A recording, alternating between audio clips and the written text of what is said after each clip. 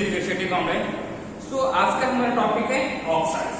तो ऑक्साइड हम किसको बोलते हैं बोले तो a binary compounds of oxygen is reacts with other elements. एक बाइनरी का मतलब क्या होता है? दो।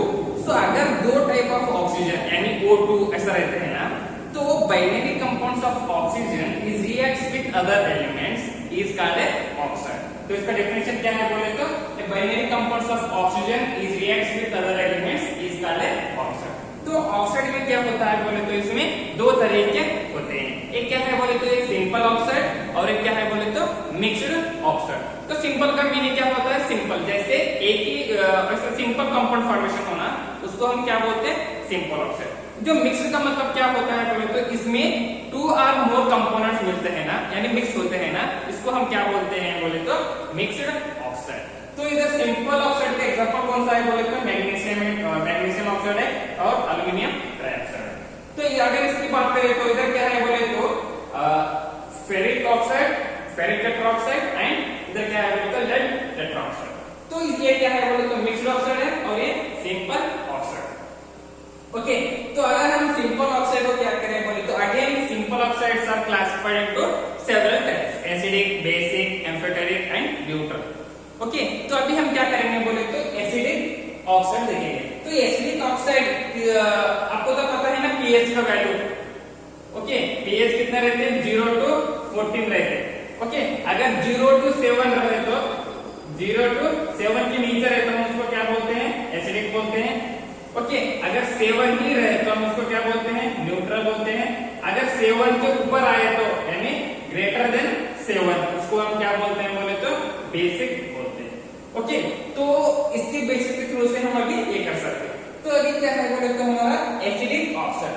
तो एसिडिक ऑक्साइड का मीनिंग क्या होता है बोले तो एक ऑक्साइड वाटर के साथ रिएक्ट होने के बाद एक एसिड फॉर्मेशन करता है ना, उसको हम क्या बोलते हैं?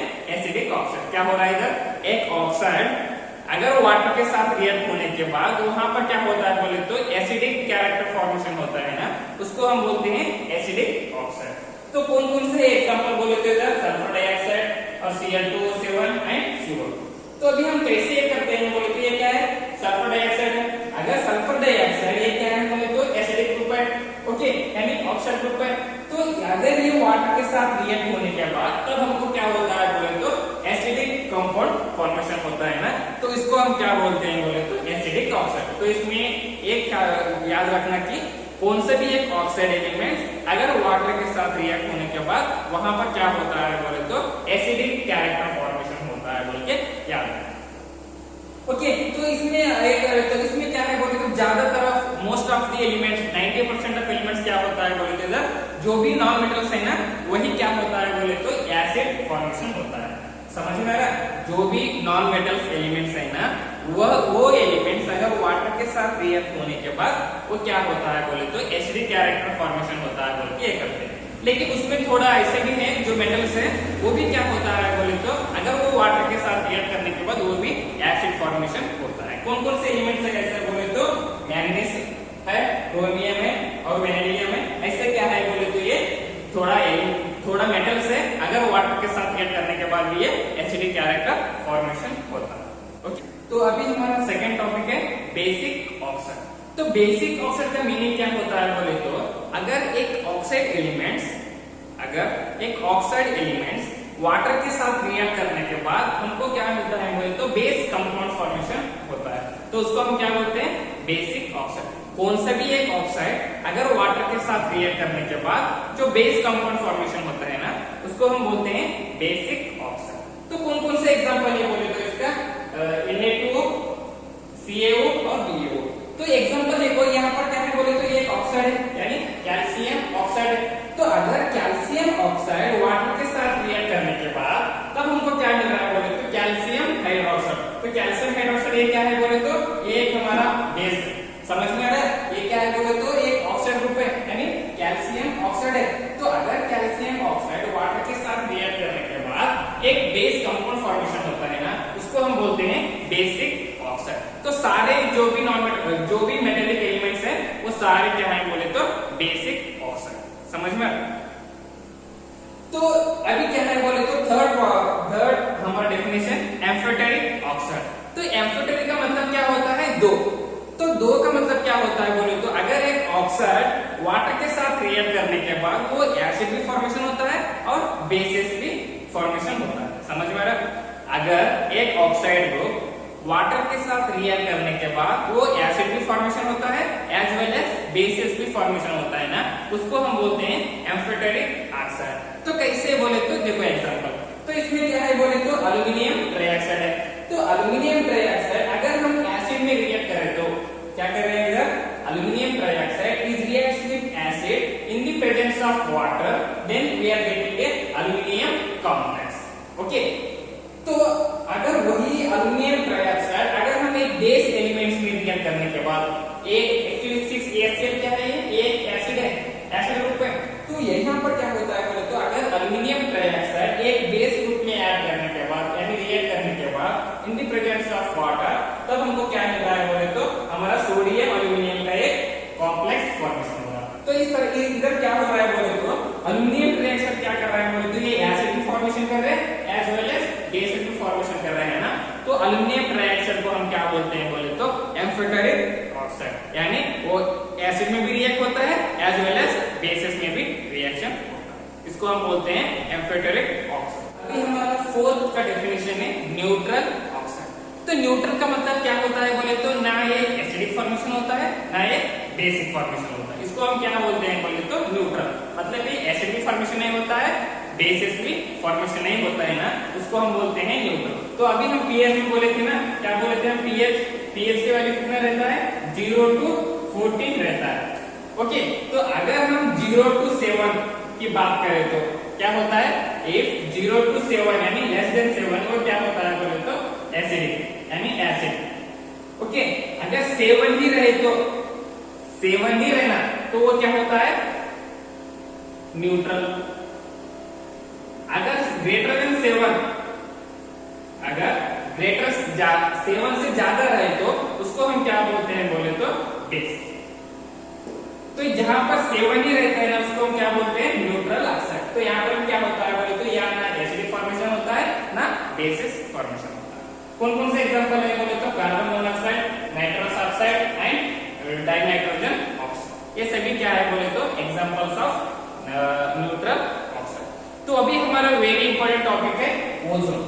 तो ओजोन की बात करें तो थोड़ा ये जनरल नॉलेज है।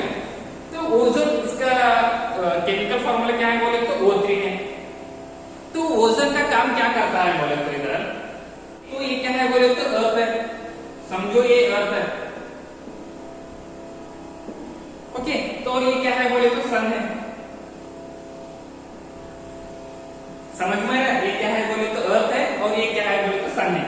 जो सन से सनरेज आता है ना, जो सनरेज आता है ना वो क्या है बोले तो यूवी रेज यानी अल्ट्रा वायलेट रेज। ओके, तो जहां पर तब क्या होता है बोले तो जो सन से जो रेज आते हैं ना उसको जो अर्थ को प्रोटेक्ट करने के लिए अर्थ के ऊपर ऐसा अम्ब्रेला की तरह एक लेयर है, उसको हम क्या बोलते हैं बोले तो ओजोन लेयर। अर्थ को एक अम्ब्रेला की तरह वो प्रोटेक्ट कर रहा है ना, क्यों प्रोटेक्ट कर रहा है बोले तो वो जो हार्मफुल यूवी रेज है वो ह्यूमन बीइंग के लिए कैंसर हो सकता है। तो इसकी वजह से क्या हो रहा है बोले तो इधर अर्थ को ये अम्ब्रेला की तरह काम कर रहा है। ओके, तो अगर हम ओजोन की बात करें तो कौन सा लेयर में ओजोन है बोले तो टोटल अर्थ से टोटल 5 लेयर है। एक ट्रोपोस्फियर, स्ट्रेटोस्फियर, मेसोस्फियर,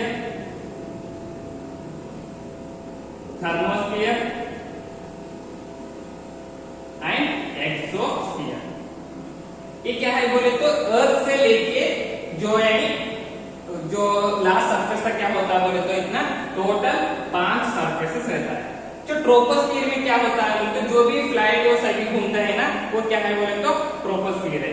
जो स्ट्रेटोस्फियर में है ना, स्ट्रेटोस्फियर में क्या होता है बोले तो ओजोन लेयर फॉर्मेशन होता है। तो यही क्या होता है बोले तो जो भी हार्मफुल रेज है ना सन से वो अर्थ को ह्यूमन बीइंग के लिए प्रोटेक्ट करता है। लेकिन क्या हो गया बोले तो एक अंटार्कटिका बोल के एक कॉन्टिनेंट है, तो उसमें क्या हुआ है बोले तो ओजोन को होल लगा हुआ है। तो ये क्या कर रहा है बोले तो ऐसा अर्थ को अम्ब्रेला की तरह एक्सप्लोइट कर रहे हैं ना। तो अगर इसको ऐसा होल लगा, यहाँ पर ऐसा होल लगा बोल के समझो, तब क्या होता है बोले तो यूवी रेज डायरेक्ट अर्थ के ऊपर आता है, लेकिन इधर ओजोन क्या कर रहा था, जो भी सन से जो रेज आ रहे थे ना उसको फिल्टर करके अर्थ को भेज रहा था। लेकिन अगर ओजोन के ये होल लगाए तो क्या होता है बोले तो जो भी सन का रेज है वो डायरेक्टली क्या होता है बोले तो हमें पेट के ऊपर होके वो कैंसर हो सकता है बोल के ये कहे थे। इसलिए क्या हो रहा है बोले तो ओजोन को हम ओजोन लेयर को हम प्रोटेक्ट करने के लिए क्या करना बोले तो जो भी फ्रिज है यानी क्लोरोफ्लोरोकार्बन ये क्या होता है बोले तो फ्रिज से एक्चुअली रिलीज होता है, तो इसकी वजह से क्या करना है बोले तो ऐसा थोड़ा कंपाउंड सभी क्या करना बोले तो हम यूज नहीं करना, ताकि ओजोन को हम अच्छी तरह से प्रोटेक्ट कर सके। ओके, हम ओजोन को प्रोटेक्ट करें तो क्या होता है बोले तो हमको वो ओजोन प्रोटेक्ट कर सकता है। तो इसकी वजह से क्या हो रहा है बोले तो इधर ऐसा रेज इसके अंदर ये क्या हो रहा है बोले तो ज्यादातर जो भी यूरोपियन कंट्रीज है उसमें क्या हो रहा है बोले तो सभी को ऐसा कैंसर कॉमन हो गया बोल के एक रिपोर्ट में बता दिया। ओके, तो अभी क्या है बोले तो ये एक ओजोन क्या है बोले तो एक अलोट्रॉप ऑफ ऑक्सीजन, ये एक ऑक्सीजन का एक बहुरूपी है और ये ऐसा जो भी सन का रेज है ना वो हमको ओजोन से बचा सकता। ओके, तो अभी हमारा क्या है बोले तो next topic preparation of ozone. हम कैसे ओजोन को प्रिपेयर कर सकते हैं बोल के एक करना, कैसे प्रिपेयर कर सकते हैं बोले तो by passing the electric charge. क्या है बोले तो by passing silent electric discharge through pure and dry oxygen. अगर हम इलेक्ट्रिक चार्ज के थ्रू से एक प्योर एंड ड्राई ऑक्सीजन लेके उसको हम क्या कर रहे हैं बोले तो जो 10% of oxygen is converted into ozone, हम क्या कर रहे हैं टोटल 100% ही हम कन्वर्ट नहीं कर रहे हैं, बाकी जो 10% है ना 10% ही हम क्या कर रहे हैं बोले तो ऑक्सीजन से ओजोन कन्वर्ट कर रहे हैं by passing the electric charge through the oxygen. तो कैसे प्रिपेयर कर रहे हैं बोले तो ये क्या है बोले तो ऑक्सीजन है। ओके, तो अगर हम ऑक्सीजन को थोड़ा इलेक्ट्रिक चार्ज और थोड़ा ड्राई करने के बाद क्या हो रहा है बोले तो इधर ओजोनाइज्ड ऑक्सीजन मिल रहा है, यानी ओजोनाइज्ड ऑक्सीजन। हम क्या कर रहे थे बोले तो ऑक्सीजन से ओजोन प्रिपेयर कर रहे थे by passing the electric charge. तो इसका क्या कितना रहता है बोले तो डेल्टा एच वैल्यू 142 किलोजूल पर मोल।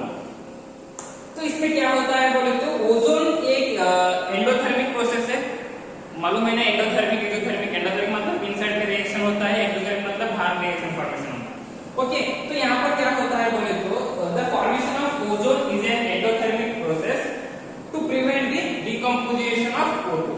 तो अगर हम ओजोन प्रिपेयर करने के लिए हम क्या कर रहे हैं बोले तो वो ऑक्सीजन को हम डिकम्पोज कर रहे हैं ताकि उसकी वजह से हम क्या कर रहे हैं बोले तो इलेक्ट्रिक डिस्चार्ज यूज कर रहे हैं। समझ में आया टॉपिक? देखो अभी हम क्या कर रहे हैं बोले तो इस रिएक्शन में डाइऑक्सीजन से हम क्या कर रहे हैं ओजोन की फॉर्मेशन कर रहे हैं। इसमें हम क्या यूज कर रहे हैं बोले तो इलेक्ट्रिक डिस्चार्ज यूज कर रहे हैं। इलेक्ट्रिक डिस्चार्ज ही हम क्यों यूज कर रहे हैं बोले तो क्योंकि इसमें क्या हो रहा है बोले तो हम ये रिएक्शन एंडोथर्मिक फॉर्मेशन हो रहा है, तो एंडोथर्मिक फॉर्मेशन हो रहा मतलब इधर क्या हो रहा है बोले तो हम ऑक्सीजन को डिकम्पोज होने के लिए हम क्या कर रहे हैं बोले तो उसको बच रहे हैं।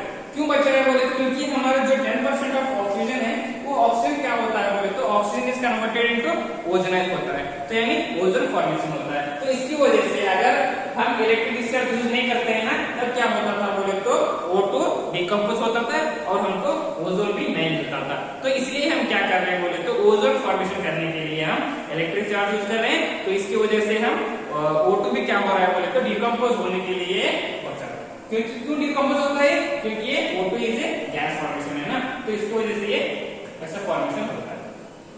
तो अगर हम फिजिकल प्रॉपर्टीज ऑफ ओजोन की बात करें तो इसका क्या होता है बोले तो ये डिफरेंट स्टेट में क्या होता है, इसका कलर चेंजेस होता है। जैसे देखो ये सॉलिड में है, तो अगर ओजोन सॉलिड में रहे तो इसका कलर क्या होता है, पेल ब्लू रहता है।